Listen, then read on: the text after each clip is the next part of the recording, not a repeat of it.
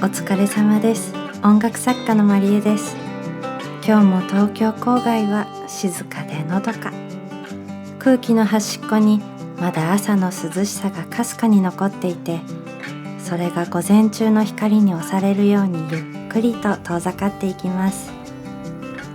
田んぼの水がキラキラ綺麗な朝。しかし気温は毎日30度を超えます。数字だけ聞くとただの情報ですが、実際には空気が体にまとわりついてくるような暑さで、一歩外に出れば背中にじんわりと重い布をかけられたような感覚にも。なので早朝に散歩をして日中は家にこもります。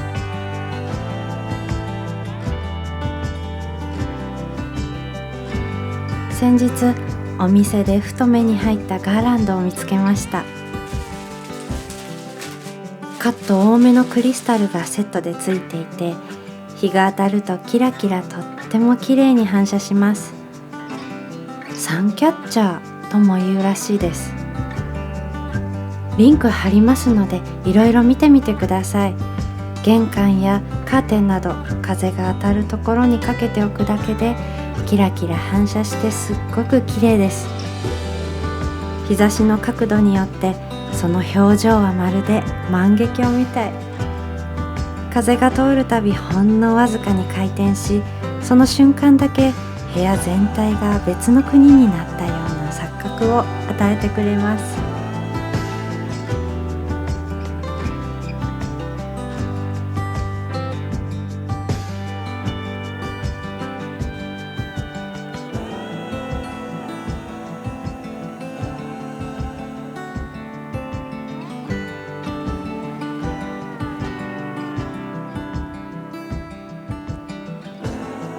さて、今回はこちらのそのもの小物の本を使いながら、我が家の猫様たちに座布団を編もうと思います。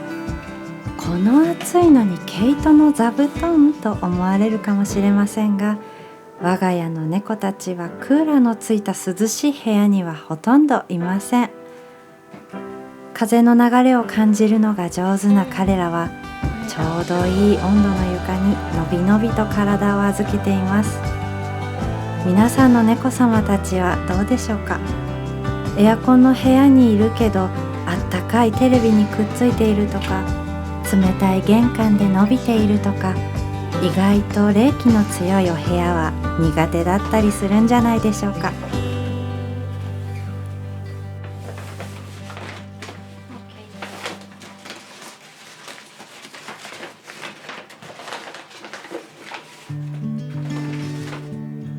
今回使う毛糸は本の通りにそのもので編みます。Amazon で1玉から買えるのもありがたいところ。そのものの毛糸は浜中から販売されている毛糸で、染料を一切使用せず本来の色をブレンドして作られています。染色加工を施さないことで環境にも優しいですし、素材へのダメージも少なく、天然素材そのままの風合いを楽しめるのが特徴です。アルパカと混ざっている毛糸だったり、柔らかくてふわふわとしていて肌に触れてもチクチクしない毛糸もありますし、いろんな種類が出ています。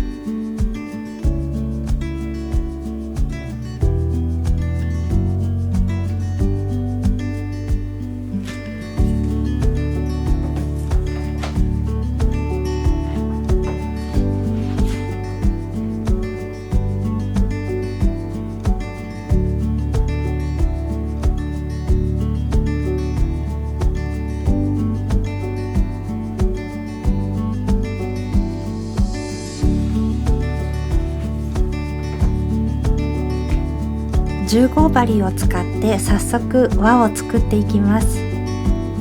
針を持っていなかったので100円ショップで購入しました。光を透かすとまるでキャンディーのようで、見ているだけで少し楽しくなる針です。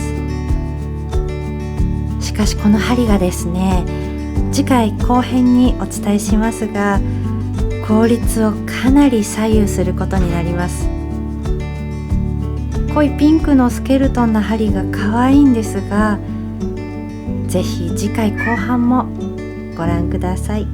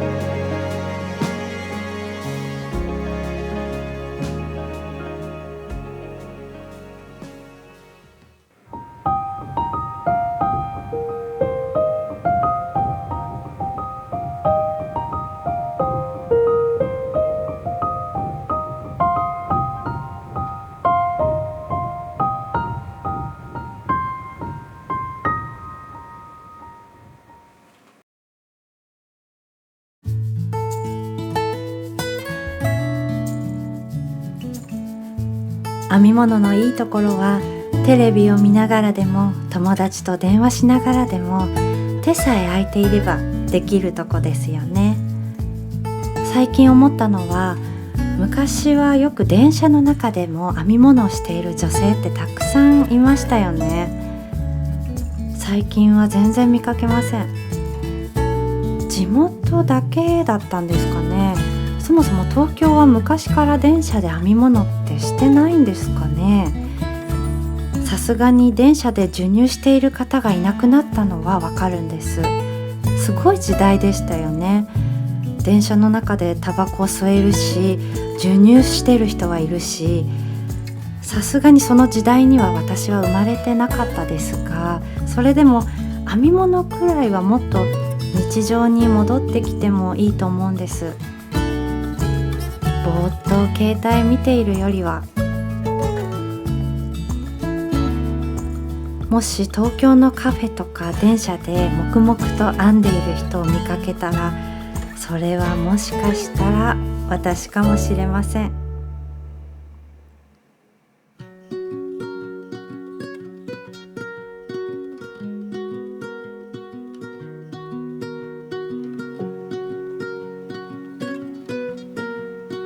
この時あーちゃんが何か察しているのわかりますか？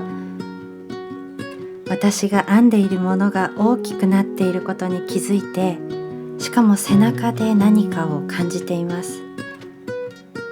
そしてこの後少し席を立ったんですけど、戻ってみたらもうすごいびっくりしてしまって、急いでカメラを回しました。それがこちらです。見てください。未完成の座布団の上にあーちゃんが座っています。しかも手をよく見てください。香箱座りしてます。香箱座りって危険が来てもすぐに動けないので、リラックスしている時くらいしかしない座り方なんです。未完成ですがすでに嬉しすぎます。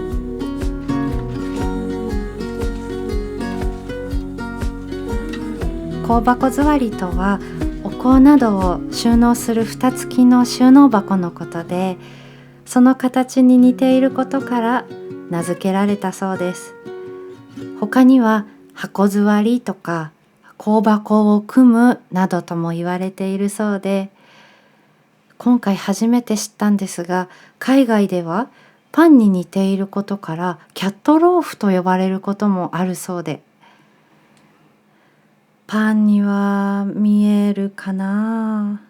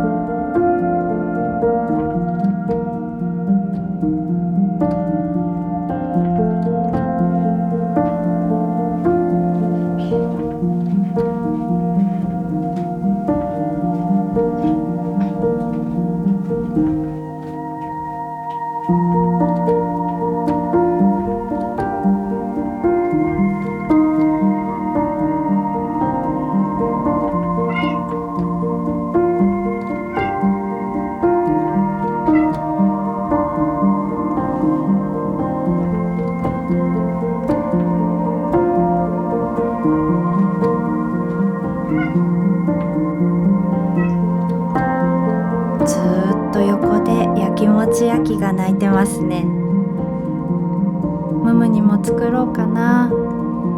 高級座布団ですよ。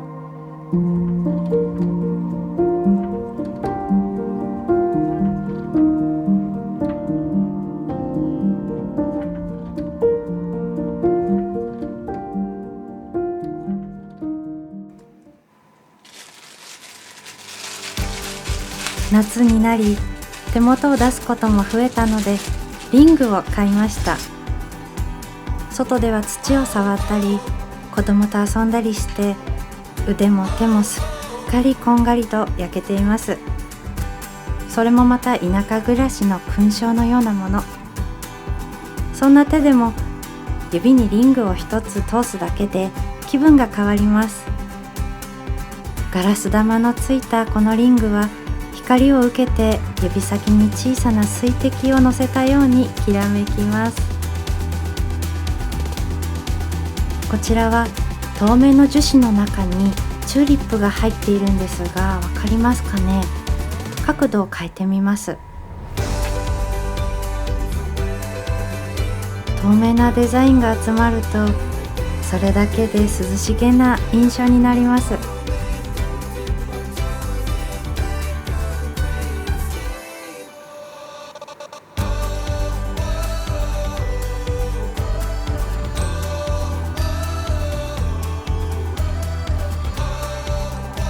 こちらは左右不対称のデザインが気に入って購入しました。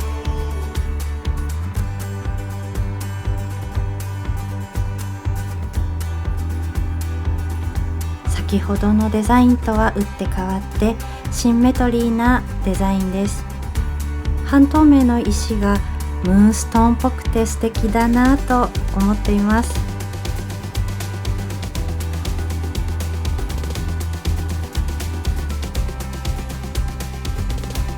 今回それぞれ全然形は違うんですが、ゴールドで色を統一しているので全体的にまとまっている印象になりました。家で仕事をしていても編み物をしていても気分が上がるアイテムです。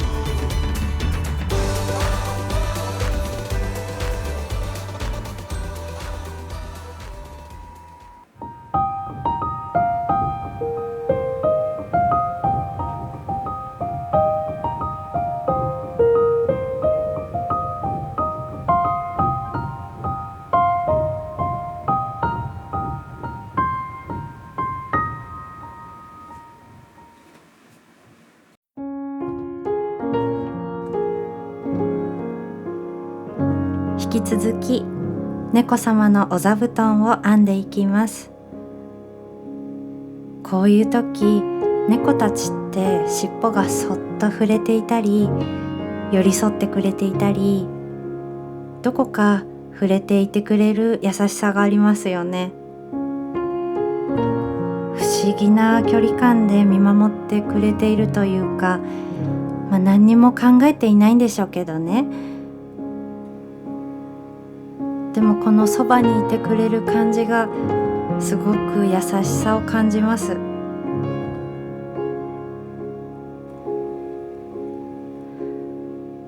編み物に関して言うと、10段目を過ぎたところで編み目を間違えてしまって、だいぶほどいて戻りました。こういう時、めんどくさいと投げやりにならず、必ず戻って丁寧に編み直します。慣れるまで修行修行。リバーシブルなので同じ形を2枚編むんですが、慣れてくると指加減も変わるので編み目の幅が変わったりします。綺麗に2枚合うといいな。見ていただくと分かりますが、極太の毛糸を使用しているので1枚でかなりの厚みがあります。これをもう1枚作って重ねるので、間違いなくふかふかの座布団になるはず。待っててね、我が家の猫様たち。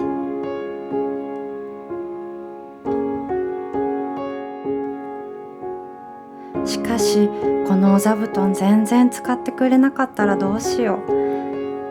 編み目を一つ作るたびに猫たちがそれを気に入ってくれる未来を想像して、同時に見向きもされず部屋の片隅でひっそりと埃をかぶっていく姿も想像してしまう。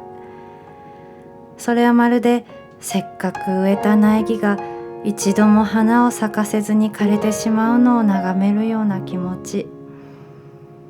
猫という生き物は、こちらがこれがいいでしょうと差し出したものほどぷいっと顔を背けることがあります。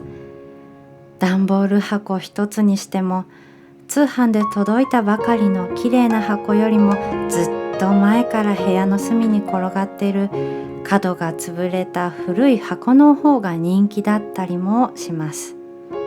匂いも形も私の思惑なんてお構いなしで、彼らは自分の気分と本能で居場所を選びます。